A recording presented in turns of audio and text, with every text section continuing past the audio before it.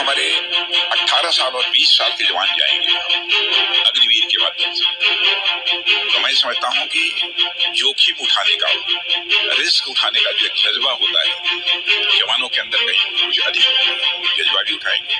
कहीं पर यदि कोई ड्रॉबैक इसमें हमको दिखाई देगा तो उसमें सुधार करने के लिए भी हम पूरी तरह से तैयार हैं। जय हिंद भाई सभी को, कैसे आप सभी। तो अभी आपने जो वीडियो देखा, ये हमारे रक्षा मंत्री राजनाथ सिंह का वीडियो है और इन्होंने जो है अग्निपथ योजना के बारे में कुछ बदलाव करने के लिए कहा है कि आने वाला जो समय है उसमें अग्निपथ योजना में कुछ न कुछ बदलाव किए जाएंगे जो हमारे देश के जो अग्निवीर हैं उनके लिए काफ़ी अच्छे होंगे और जो देश की सेना में भर्ती होना चाहते हैं उनके अनुकूल वो बदलाव होंगे। और इन्होंने कहा कि हम जो बदलाव हैं जो अग्निपथ योजना में करेंगे तो जो अग्निवीर हैं उनका भविष्य सुरक्षित रह सके। और इन्होंने कहा कि सेना के अंदर जो तकनीकी सिस्टम है वो कहीं ना कहीं अभी प्रेजेंट टाइम में काफ़ी ज़्यादा ज़रूरी हो गया है। तो देखो, मैं एक बात कहना चाहूँगा कि अगर आपको बदलाव इसमें करने ही थे अग्निपथ योजना में, तो हम जब से ये अग्निपथ योजना लागू हुई है तब से हम विरोध कर रहे हैं इसका। तब से आप क्यों चुप थे? इतना ज़्यादा विरोध युवाओं ने किया इसको लेकर, तब से आप क्यों चुप थे? तब भी तो आप बोल सकते थे ना कि अग्निपथ योजना का जो आप ये विरोध कर रहे हो इस प्रकार से, आप विरोध मत करो, आप टेंशन लेने की कोई ज़रूरत नहीं है। और अग्निपथ योजना जो है इसमें हम ज़रूरी बदलाव जो है आने वाले समय में ज़रूर करेंगे। और मैं ऐसा इसलिए बोल रहा हूँ क्योंकि जो अभी लोकतंत्र के चुनाव होने वाले हैं, आपको भी पता है सभी को, और कहीं ना ऐसा लगता है कि आप जो ये बदलाव करने की बातें बोल रहे हैं तो ये लोकतंत्र चुनाव की वजह से बोल रहे हैं कि हमारी सरकार जो आने वाले समय में अग्निपथ योजना में ज़रूर बदलाव करेगी। और आप देखो, अभी लोकतंत्र के चुनाव होने वाले हैं और ऐन वक्त वही है कि आप कुछ ही दिन बाद लोकतंत्र के चुनाव होंगे और ऐन वक्त पर आप ये बातें बोल रहे हैं अग्निपथ योजना में बदलाव को लेकर। और आप इस चीज़ को लेकर क्या सोचते हो भाई? जो वीडियो देख रहे हो आप सभी साथी, एक बार कमेंट करके ज़रूर बताना मुझे और अपने साथियों तक भी शेयर करना, ठीक है। दूसरी बात, आप ये कह रहे हैं कि सेना के अंदर अब जो है तकनीकी सिस्टम बहुत ज़्यादा ज़रूरी है, तकनीकी सिस्टम की बहुत ज़्यादा आवश्यकता है। तो देखो भाई, जो उरी द सर्जिकल स्ट्राइक हुई थी, आपने देखा भी होगा और उसके बारे में सुना भी होगा, उरी सर्जिकल स्ट्राइक हुई थी, तो उस टाइम क्या मशीनें गई थी क्या उनसे लड़ने के लिए? वहाँ पर हमारे जो पैरा कमांडो थे वही तो गए थे वहाँ पर, हमारे जो सेना के जवान है वही तो गए थे। क्या मशीनें वो काम करके आ सकती थी जो हमारे सेना के जवान करके आए? तो आप जो ये 4 साल का सिस्टम है, और देखो जो देशभक्ति है ना, मैं भी, मेरे जितने भी साथी हैं, काफ़ी सारे साथी जो है आर्मी के अंदर है और सोशल मीडिया के माध्यम से भी काफ़ी सारी साथी हैं जिनके जो मतलब आर्मी में है और मैं उनसे जुड़ा हुआ हूँ। तो उनका कहना यही होता है, जो एक फौजी के अंदर देशभक्ति की भावना होती है ना, वो देशभक्ति प्रकट होती है, देश के प्रति प्रेम, तो वो कहीं ना कहीं उसकी ट्रेनिंग का हिस्सा होता है और उसका जो एक्सपीरियंस होता है और फौज में रहना और देशभक्ति की बातें करना, वो सब कुछ जो है उसके अंदर देशभक्ति पैदा करता है। लेकिन आपने 6 महीने की ट्रेनिंग कर दी, 4 साल की सर्विस कर दी, तो कहाँ उनके अंदर देशभक्ति आएगी? तो आप जितने भी साथी ये वीडियो देख रहे हैं, एक कमेंट जरूर करना और सोच समझ कर कमेंट करना, क्या मैं सही बोल रहा हूँ या फिर गलत बोल रहा हूँ। हमारे जो रक्षा मंत्री है राजनाथ सिंह, उन्होंने इंटरव्यू में आकर मीडिया के सामने जो बातें बोली है मीडिया के माध्यम से, तो क्या क्या बातें हैं वो सारे हाईलाइट में आपको दिखा रहा हूँ, वो आप देखिए। जब हमारे 18 साल और 20 साल के जवान जाएंगे अग्निवीर के माध्यम से, तो मैं समझता हूं कि जोखिम उठाने का, रिस्क उठाने का जो एक जज्बा होता है जवानों के अंदर, कहीं कुछ अधिक जज्बा भी उठाएंगे। कहीं पर यदि कोई ड्रॉबैक इसमें हमको दिखाई देगा तो उसमें सुधार करने के लिए भी हम पूरी तरह से तैयार हैं। मैंने विपक्ष के सवालों को लेकर कभी भी अपने को अनकंफर्टेबल फील नहीं किया है और जितना कंट्री के इंटरेस्ट को ध्यान में रखते हुए उनको बताया जा सकता है वो मैं बताता भी हूं। लेकिन डिफेंस में बहुत सारी ऐसी चीज होती हैं जिनका कि स्ट्रेटेजिक इंपॉर्टेंस होता है, हम पब्लिकली उसे नहीं बतला सकते, उसे बताने से हम बचने की कोशिश करते हैं। सवाल अग्निवीर स्कीम पर भी उठते हैं। अग्निवीर स्कीम पर कुछ विपक्षी दलों का कहना है कि शॉर्ट चेंज किया जा रहा है नए युवाओं को जो भर्ती होते हैं, क्योंकि उन्हें वो सारी सुविधाएं उपलब्ध नहीं है और ये शॉर्ट ट्रेनिंग कोर्स है, शायद टेम्पररी तौर पर हम सैनिक इकट्ठे कर रहे हैं। ये तमाम डिबेट बहुत सी मिसगिविंग्स के साथ शुरू हुई, लेकिन आज भी ये सवाल उठता रहता है। नहीं, मैं समझता हूं कि इस सवाल का अपने में कोई औचित्य नहीं है। इस सच्चाई को सभी स्वीकार करेंगे कि सेना में यूथफुलनेस होनी चाहिए।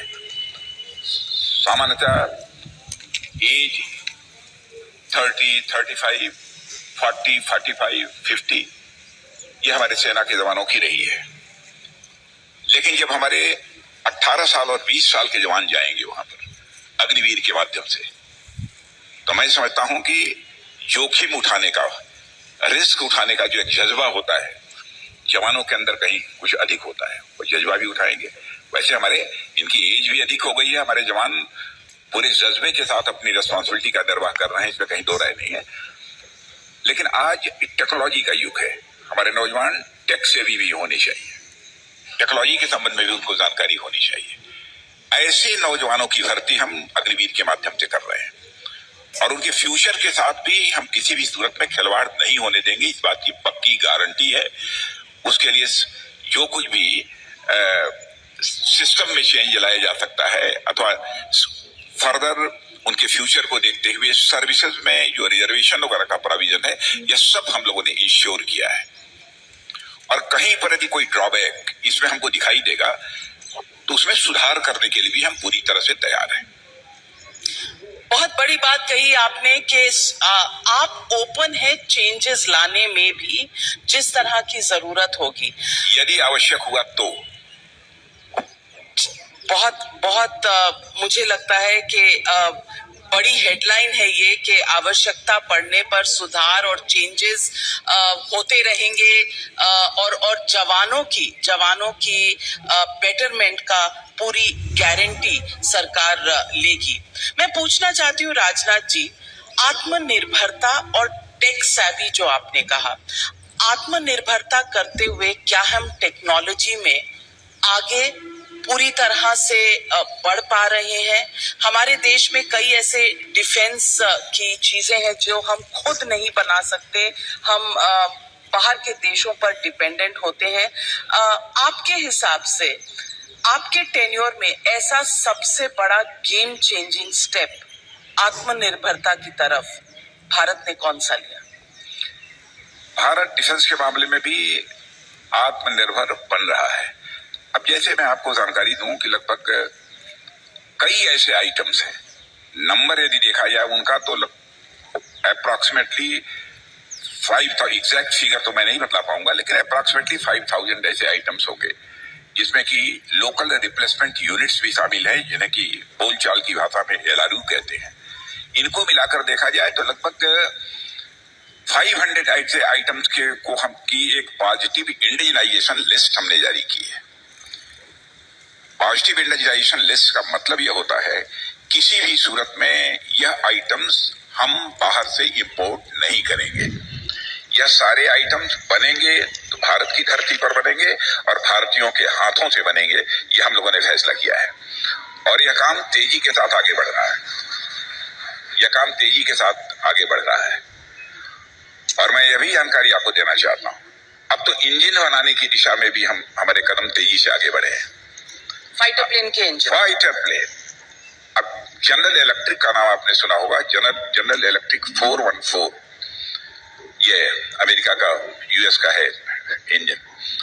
अब उसने अपनी 80% मैन्युफैक्चरिंग IPR भारत को ट्रांसफर करने पर राजी हो गया है और यह समझौता हमारा हो गया है, अंडर प्रोसेस नहीं है, यह समझौता हमारा हो गया है और इंजन भारत में बनेंगे और अधिकतर भारतवासियों के हाथों से बनेंगे।